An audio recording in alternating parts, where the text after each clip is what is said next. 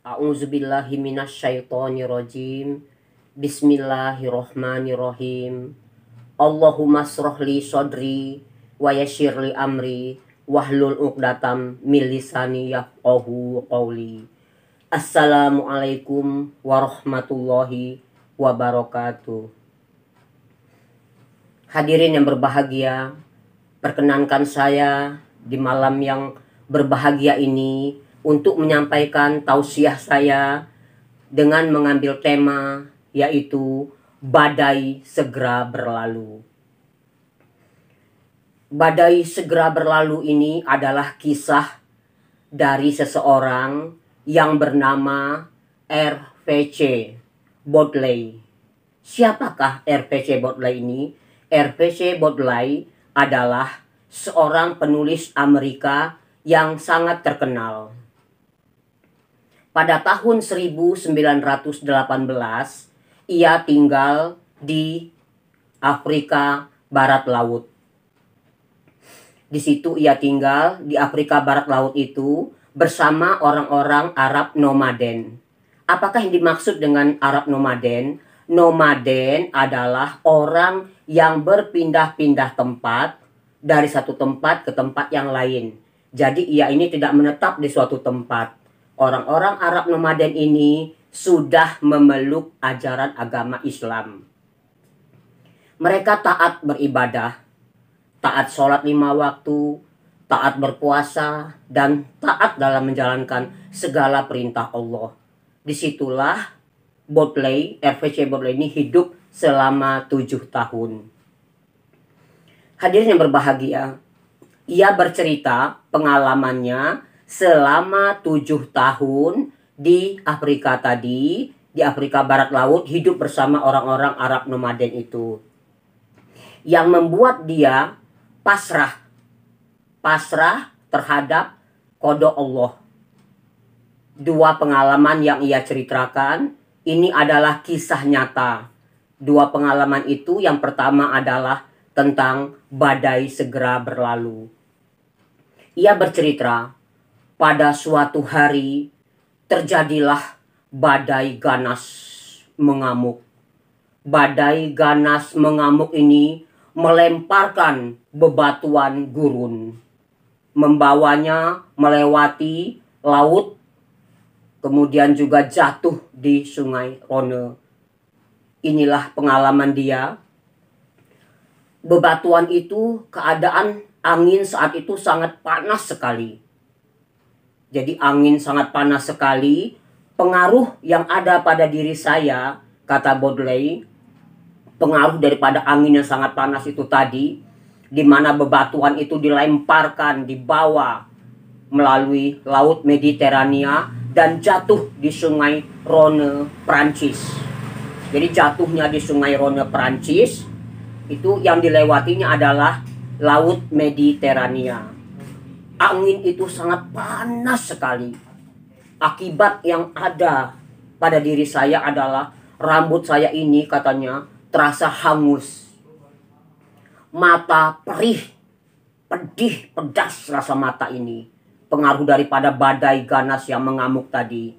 Tenggorokan saya terasa sangat kering, saya sangat haus dan dahaga sekali. Begitu perihnya tenggorokan saya ini, saya merasakan seolah-olah, kata dia, karena gigi saya ini kotor, penuh dengan pasir, gigi kotor, penuh pasir, mata perih, tenggorokan kering, rambut terasa hangus. Ini adalah pengaruh daripada badai ganas yang mengamuk itu. Saya seolah-olah berdiri di tepian perapian tungku pabrik gelas. Saya hampir gila karena tidak tahan menahan ganasnya alam saat itu. Namun, kata Baudelaire, saya perhatikan orang-orang Arab nomaden ini, mereka itu sedikit pun tidak ada rasa gelisah, rasa kesal, rasa apapun tidak ada. Mereka tenang saja melihat keganasan alam saat itu. Saya heran mengapa mereka begitu. Ia hanya berkata, sudah ditakdirkan begini. Kodoun, kata dia. Kodoun maktub. Dia hanya berkata begitu. Sudah ditakdirkan begini. Kodoun maktub. Setelah badai berlalu, maka mereka ini semua, anak-anak kambing mereka yang begitu banyaknya itu, begitu ratusan anak kambing itu, semua mereka sembelih. Mereka bekerja lagi, bekerja dengan penuh semangat. Mereka bekerja lagi tanpa merasa lelah. Mereka bekerja penuh semangat. Semua anak-anak kambing mereka yang ratusan itu di Afrika Barat Laut itu mereka sembelih semuanya. Mengapa anak-anak kambing yang ratusan itu mereka sembelih? Karena pasti anak kambing itu mati. Karena pengaruh daripada badai ganas yang tadi. Badai ganas yang mengamuk tadi itu berpengaruh terhadap anak-anak kambing itu semua. Maka anak-anak kambing itu semua mereka sembelih semua. Maksud dan tujuannya adalah untuk menyelamatkan induk-induknya. Setelah selesai penyembelihan semua anak-anak kambing itu semua, maka mereka semua lalu menggiring kambing-kambing mereka itu ke arah selatan dan memberinya minum. Semua itu mereka lakukan, kata Bodley, tanpa rasa khawatir, tanpa rasa sedih, dan sebagainya. Kepala suku mereka berkata, kita memang rugi. Kita memang sudah mengalami kerugian, tapi bersyukurlah kepada Allah, katanya. Karena 40% kambing kita ini masih hidup. Jadi kambing yang masih hidup ini bisa kita pergunakan untuk beternak kambing lagi. Tenang mereka. Mereka tidak ada sedikit juga rasa kesal dan lain sebagainya. Itu pengalaman Bodley yang pertama selama berada di Afrika Barat Laut. Kemudian ia bercerita lagi, pengalaman saya yang kedua. Kami naik mobil di gurun pasir yang sangat luas di padang pasir itu. Kami melakukan perjalanan dalam suatu usaha, perusahaan, kami semua naik mobil. Di tengah perjalanan, satu ban mobil ini kempes. Saya marah, saya emosi. Saya katakan kepada orang-orang Arab nomaden itu, apa yang akan kalian lakukan dengan ban mobil yang kempes ini sedangkan supir lupa membawa ban serep? Mereka berkata, jangan marah, jangan kesal. Kalau kita marah kesal ini nggak menyelesaikan masalah. Apapun yang terjadi, ini adalah takdir dari Allah. Maka mereka pun berjalan dengan mobil di tengah-tengah laut padang pasir itu. Mereka berjalan di situ. Betul-betul mereka itu tidak pernah merasa kesal sedikit pun. Akhirnya mereka tuh berjalan. Baru aja berjalan sebentar, tiba-tiba mobil berhenti dengan sendirinya. Rupanya bensin habis. Mereka semua nggak ada yang ngomel. Mereka turun dari mobil dan mereka meneruskan perjalanan mereka itu dengan berjalan kaki sambil berdendang ria. Setelah 17 tahun lamanya, saya kembali ke negara saya, katanya. Ke negara asli saya adalah Amerika. Benua itu ada 5, benua Asia, Afrika, Amerika, Australia, dan Eropa. Saya kembali ke negara saya yaitu Amerika. Selama 17 tahun lamanya saya sudah meninggalkan benua Afrika tadi Barat Laut. Saya tetap berpegang teguh kepada pasrah menjalankan apa kehendak Allah. Nah, pengalaman yang saya peroleh di Afrika Barat Laut itu jauh lebih mujarab bila dibandingkan dengan ribuan pil penenang yang diberikan oleh dokter. Itulah 2 pengalaman saya selama saya berada di Afrika. Cerita daripada Bodley tadi. Hadirin yang berbahagia, itu adalah mengenai kisah daripada Bodley. Ada juga cerita berikutnya, yaitu berhubungan juga dengan masih ada kaitannya dengan badai segera berlalu ini, yaitu tentang kesabaran. Adalah suatu keluarga, para hadirin sekalian. Keluarga ini betul-betul taat menjalankan sholat, taat menjalankan ibadah juga sama dengan tadi orang-orang Arab nomaden tadi. Nah, pada suatu hari mereka ini, yang si bapak ini tadi, sudah tidak kuat lagi mencari pinjaman uang kemana-mana. Tidak juga ia berhasil pinjam ke sana, pinjam ke sini. Rumah tangganya betul-betul sudah tidak ada apa-apa yang akan dimakan lagi. Hari pertama dia, istri dan anak-anaknya semua tidak bisa makan apa-apa. Hari kedua juga demikian. Ketika menjelang maghrib, menjelang malam, berkatalah sang istri kepada suaminya, "Wahai suamiku tercinta, pergilah kau carilah makanan keluar. kita semua sudah hampir mati kelaparan ini. Pergilah, siapa tahu nanti ada rezeki dari Allah, katanya. Baiklah, kata sang suami. Kemudian dia pergi, dia ingat kepada seorang kerabatnya wanita. Nah, dia bertemulah dia setelah tegur sapa, setelah berbasa-basi, kemudian diceritakanlah olehnya tentang kehidupannya, betapa anak dan istrinya sudah hampir mati kelaparan.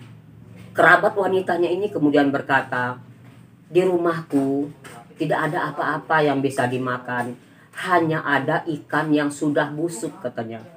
Gak apa-apa, katanya, berikanlah kepada saya ikan busuk itu, akan saya olah ikan busuk itu sampai di rumah, katanya. Baiklah kalau begitu, kata dia, diberikanlah ikan busuk tadi kepada bapak itu.